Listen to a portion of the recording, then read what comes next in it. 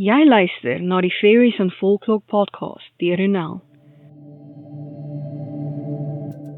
Ek is donker fantasieskrywer Ronel Janse van Vieren, met meer as 'n dekade van rondsniffel in stowwerige volkskindeboeke, om wesens van verbeelding wat my nuuskierigheid aangewakker het na te vors, is ek hier om die volkskunde in 'n neutedop te deel en hoe ek dit herverbeel het vir my skryfwerk in 'n oorsprong van die vee. Hierdie is die Fairies and Folklore podcast. Hi, ek is jou gasvrou Ronel Janse van Vieren. Noem my sommer net Ronel. In vandag se episode gaan ons voort met ons verkenning van die veeryk. Hierdie episode is geborg deur my boek Eens, Verhale, Mythes en Legendes van Fairy, beskikbaar in meeste formate. Leer meer oor hoe Fairy se geheime onthul word deur te gaan na ronelthemythmaker.com/my-books. Jy kan aan my tyd om die podcast te maak, navorsing, skryf, opnames en so meer, borg deur vir my 'n koppie koffie te koop.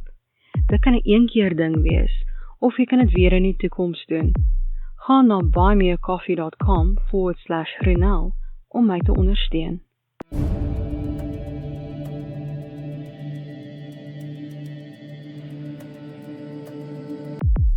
Vandag se tema: wat is volkskunde? Hierdie week se episode is 'n bietjie anders. Ek het verskeie boodskappe van luisteraars en van lesers van my blog ontvang, wat vra oor wat volkskunde nou eintlik is. En ek verstaan dit. Daar is verskillende benaderings van hierdie term op die web. So ek het besluit om hierdie episode te doen met die hoop dat wanneer iemand online soek vir folklore of volkskunde, hulle dit sal vind en die kuns en misterie daagter sal verstaan. Daar is baie maniere om hierdie vraag te beantwoord en na hierdie onderwerp te kyk. Ek gaan dit vanuit 'n skrywer se perspektief bekyk. Volgens die HAT, volkskunde, wetenskaplike studie van volkseienskappe, tradisies, oorleweringe, kultuur, drag ensovoorts. Folklore, die gesamentlike sedes, gebruike, gewoontes, oorlewerings, vertellings, liedjies ensovoorts van 'n groep of volk. Ek hou van daardie beskrywing. Die Grimm broers het mondelinge verhale versamel, het neergeskryf en as Grimm veeverhale gepubliseer. Danksy hul dors na kennis is mense reg oor die wêreld bekend gestel aan verhale wat binne die gemeenskap sal gebly het, waar hulle gevind is. Dieselfde met die Noorse mythes en die poëtiese Edda en Aesop se fabels. Green Day het 'n wonderlike liedjie, The Forgotten, oor volkskunde. Nee, ek gaan dit nie sing nie, maar hier is my gunsteling reël. Where in the world's the forgotten? They're lost inside our memories. What we remember becomes folklore. Om voor te bou op die beskrywing van wat volkskunde is, kom ons kyk na die verskillende kategorieë. Volksverhale. Volgens die HAT, volksvers, vers, gedig wat uit die volk ontstaan, of vir die volk begrypvol en genotvol is. Wat beteken dit? Die verhaal het nie 'n identifiseerbare oorspronklike skrywer nie, alhoewel die persoon wat dit in geskrewe vorm versamel, gewoonlik as die skrywer gekrediteer sal word, soos die Grimm broers. Die verhaal word aan een geslag na die volgende oorgedra. Dit verander met elke hervertelling volgens die sedes en waarskuwings wat op daardie tydstip oorgedra moet word. Dit weerspieël die waardes en gebruike van die kultuur waaruit dit kom. Dit is nie gekoppel aan 'n spesifieke persoon, tyd of plek nie. Die karakters is gewone mense. Die vertelling is aangepas om by die ouderdomsgroep van die gehoor te pas, wat beteken dit kan met 'n donkerder toon vertel word vir ouer gehore. Fabels. Volgens die HAT, fabel, verdigte vertelling met opvoedkundige doel. Wat beteken dit? Vir menslike diere is gewoonlik die hoofkarakters. Dink aan Aesop se fabels. En hulle het 'n duidelike boodskap om te deel. Die gras is nie groener aan die ander kant nie. Die plattelandse muis en die stadsmuis. Sprokies. Volgens die HAT, sprokie, eenvoudige, oorgelewerde, kinderlike vertelling, meestal met 'n dikwels verhulde les, waarin bonatuurlike wesens optree en dinge en diere praat. Wat beteken dit? Hulle begin gewoonlik met eendag lank gelede, wat hulle in tydlose plekke laat afspeel. Die hoofkarakter seevier deur die bose met behulp van toorkrag, of bygestaan deur iemand wat toorkuns kan gebruik. Daar is hoop dat towerrieke wesens en denkbeeldige wesens het in die laat 7de eeu van 'n gesproke verhaal vir kinders na 'n literêre genre verander. As poestertjie en ander val in hierdie kategorie. Wolhaarstories. Volgens die HAT, wolhaarstories, kafpraat. Wat beteken dit? Dit is gewoonlik 'n wild oordrewe storie oor 'n regte of fiktiewe persoon wat die beste cowboy, kryger, leeutemmer ensovoorts was wat nog ooit bestaan het.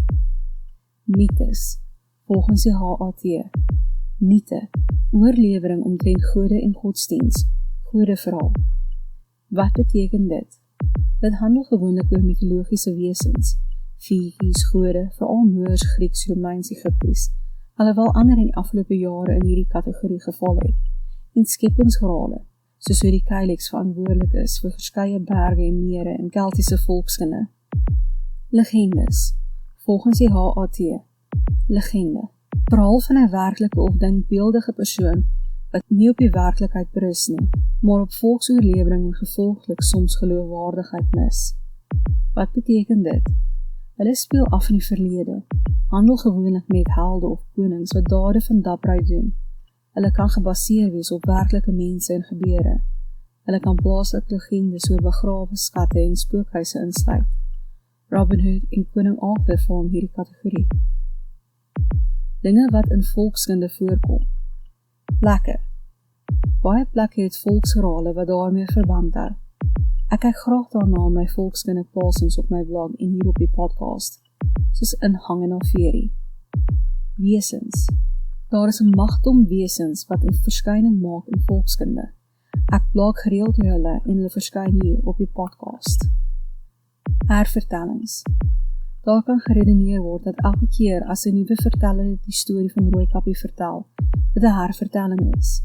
Maar in fiksie hou werklike hervertellings die basiese struktuur van die oorspronklike verhaal, maar voeg al eie kinkels by. My gunsteling vertelling van Rooikappie is Marissa Myers se Scarlet. Jy kan steeds die oorspronklike verhaal diep binne die storiestruktuur vind, maar die karakters het 'n lewe van hul eie, aangeneem en hul eie storie geskep. G.K. Chesterton het gesê, sprokies is meer as waar, nie omdat hulle vir ons sê dat drake bestaan nie, maar omdat hulle vir ons sê dat drake oorwin kan word. Jy kan dit interpreteer soos jy wil. As skrywer hou ek daarvan om in alle vorme van volkskunde te duik om 'n storie te inspireer. Ek het baie wesens gevind om oor te skryf, van reg oor die wêreld in my veeboeke, maar sommige is blykbaar steeds deel van lewende godsdienste. Ek bly daarvan weg, want ek wil liewer niemand kwaad maak op grond van godsdienst nie. My temas, veral die warm knoppie kwessies, sorg blykbaar reeds daarvoor. Volkskunde is belangrik, al omhels ons dit net in Disneyfliks en in tienerromans wat as sprokies vermom is. Leer ons waar ons in die wêreld hoor, en sien ons die magie wat oral om ons is. Ek hoop dat ek jou vrae beantwoord. Ek hoop dat jy hierdie episode van die Fairies and Folklore podcast geniet het en dat jy iets nuuts oor die vee geleer het. Onthou dat jy 'n transkripsie van hierdie episode in die beskrywing kan kry. As jy nuut is by die podcast, hoekom jy na my webtuiste ronaldemistmaker.com gaan en 'n gratis kopie van Ongesiens, die tweede boek in die veeverhaalreeks kry nie? Tonne volkskunde, toorkrag en gevaar wag. Pas op!